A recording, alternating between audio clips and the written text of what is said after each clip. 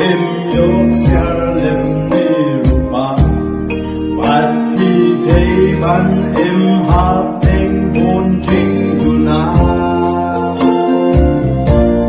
Token mau kong ropa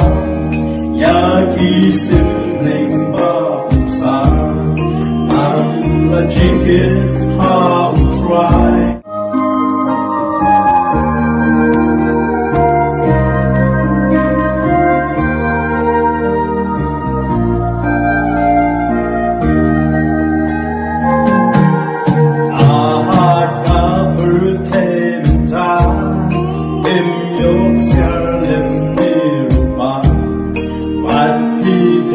Ban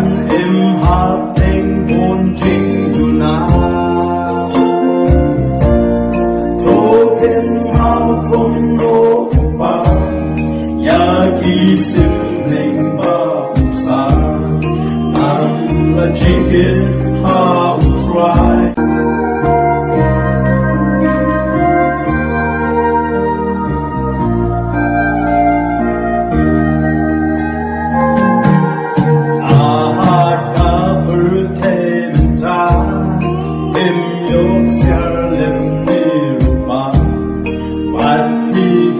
Ban hapeng bonjing guna Token mau kong ropa Yagi simling ba sa Ang la chicken how try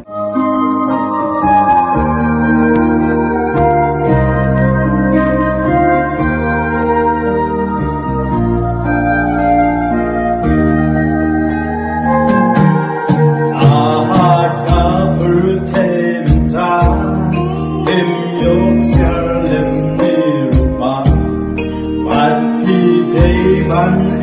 hapeng bonjing guna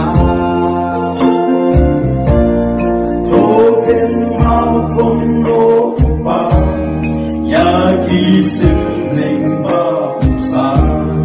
Ang la chicken how try